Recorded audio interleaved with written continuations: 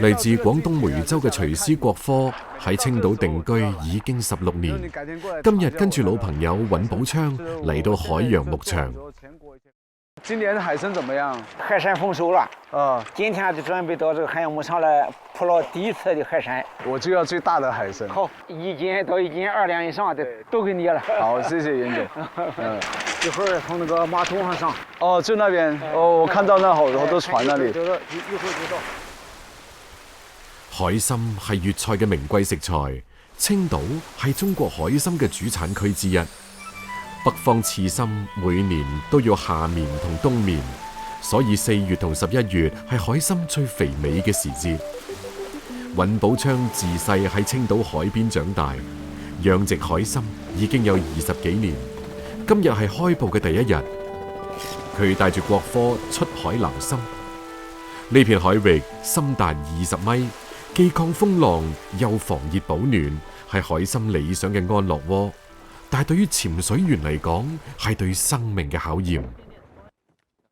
換咗潛水服，戴手套，着腳蹼，孭起氧氣罐，拉低護目鏡，掛埋網袋，被當地人稱為海猛子嘅撈參人落水啦。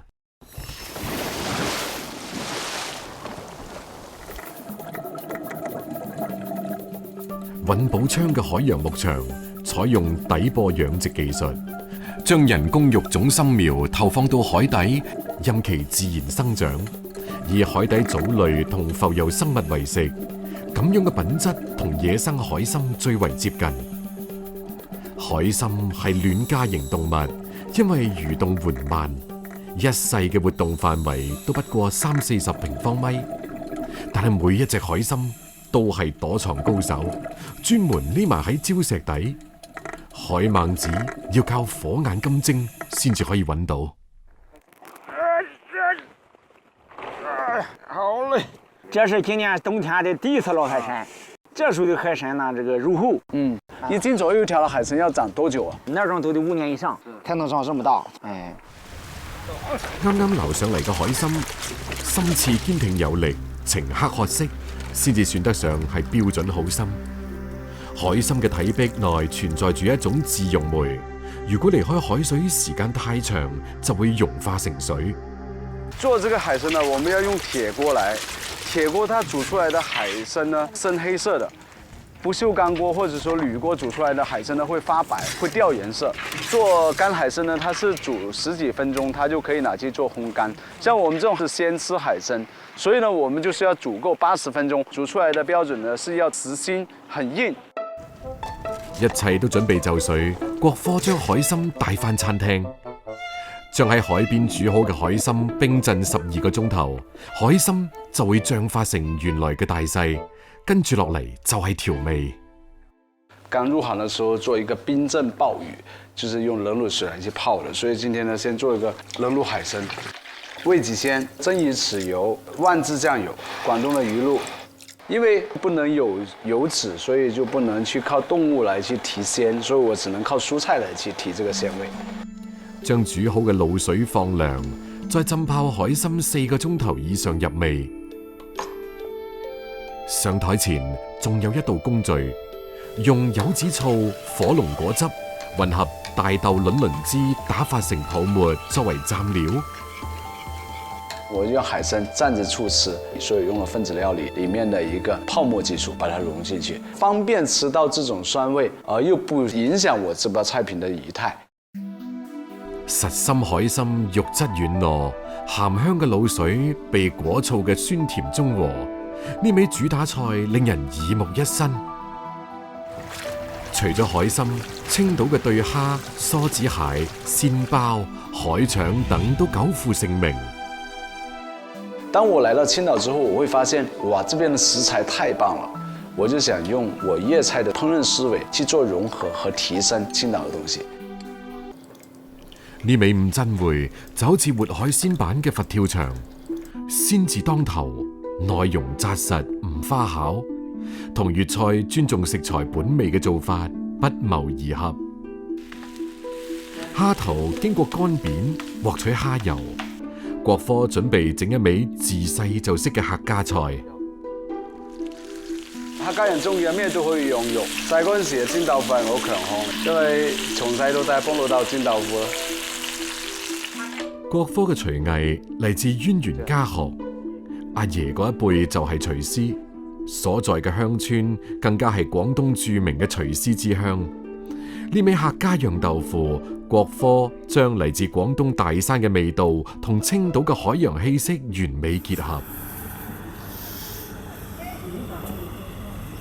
大家好，歡迎光臨國科工作室。今天晚上呢，我們會國科今年喺自己餐廳裏面開闢咗一間工作室，可以一邊煮餸一邊同食客交流。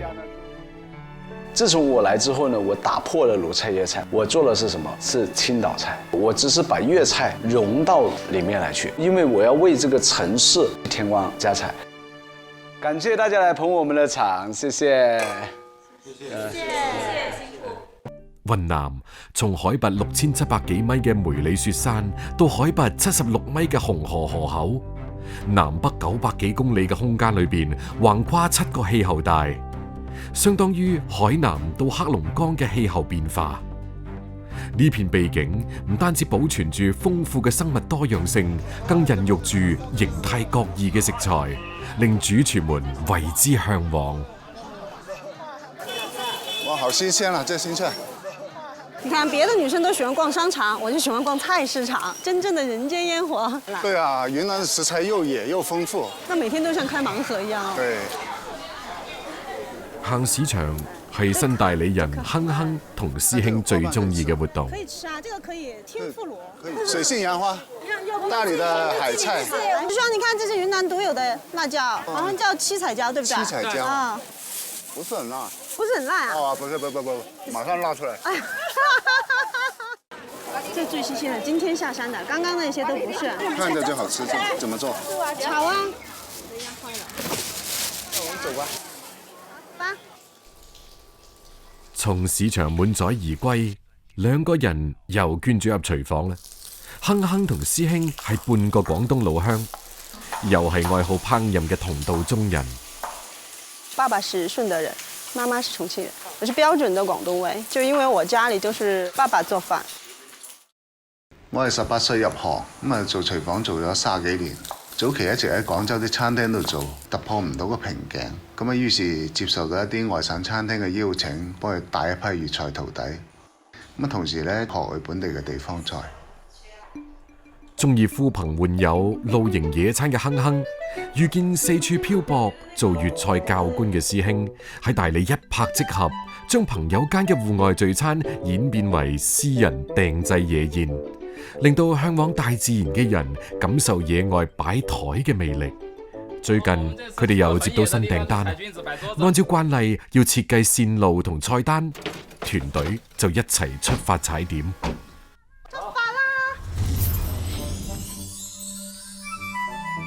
雲南係全球都出名嘅野生菌王國，每年6到10月係雲南嘅雨季，亦都係食菌嘅好時節。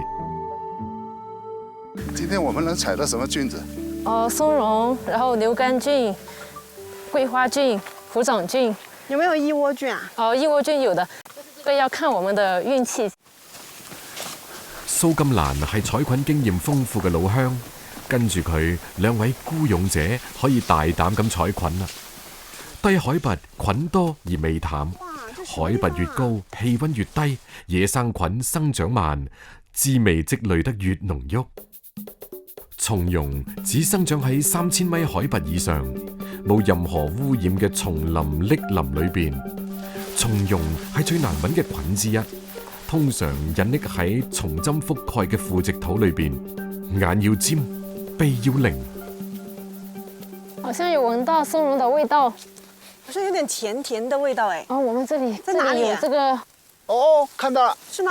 哇！往下一點，小心啊！對。松茸根淺而滑，但依然需要輕攞輕放，保護菌身。被採挖嘅松茸，每分每秒都喺度流失風味同養分。對，黑色的那個就是芳香物質，切開以後香味更濃。對啊，真的就是這片森林的味道。好紮實啊！哇，好新鮮。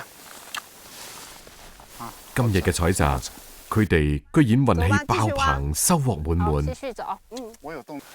耶，这个是不是松茸？哪里？这里有一朵。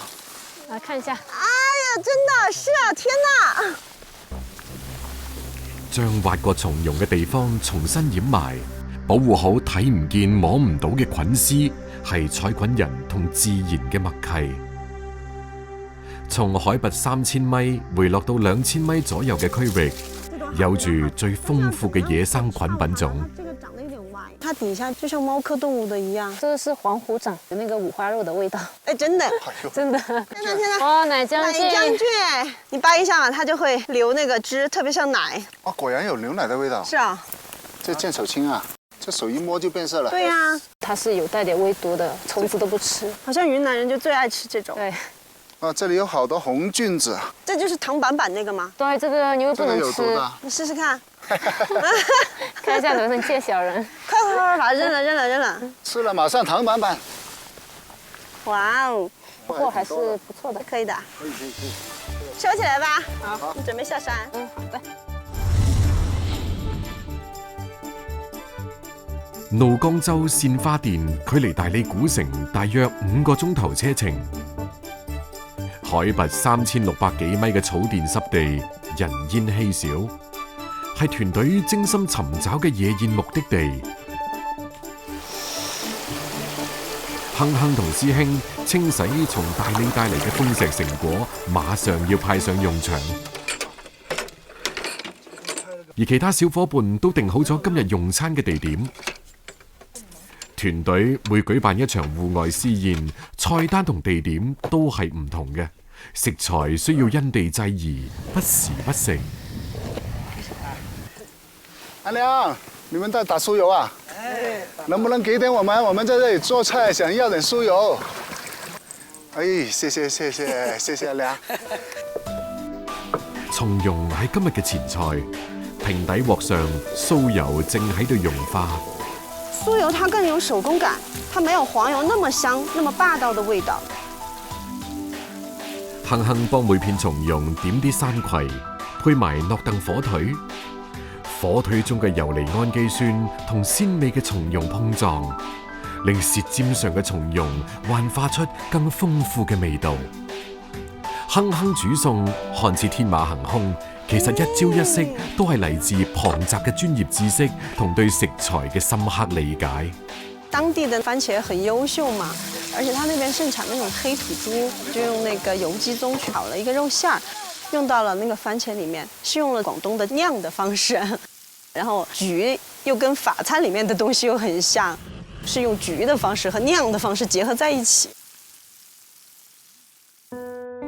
老友多年默契，投入煮餸無需言語。我係做傳統餐飲出身，追求穩定性會多一啲。但亨亨唔同，佢做菜好有天賦，好有靈氣。我喺佢身上學到好多做菜嘅靈感。新出爐嘅菜單需要試食，萬事俱備，就等客人啦。我們普米人可愛的家鄉。Hello， 哇，好漂亮你們！謝謝，這是我們的民族服飾。你們是什麼民族？我們普米族。普米族啊！啊，哇，好漂亮！普米族。阿秀，阿姨。熱情嘅廣東人遇上奔放嘅普米族人，野宴正式開始。這是可以打開的。哇，這裡頭是青稞嗎？還是小麥？燕麥。哦，燕麥。小姐姐，你把我們的素子做的這麼好吃，你是怎麼做的？我們從來都不覺得我們的我們要有愛才是最好的調料。感謝了，感謝了。來。讓我們一起乾酒醉，讓我們一起乾酒醉。廟堂之上，粵菜曾以高檔商務宴請聞名於世，但老廣骨子裏面對食材原味孜孜以求，喺鄉野尋味，以天地助酒。老廣嘅廚房喺千里之外嘅大自然揾到咗新嘅落腳點。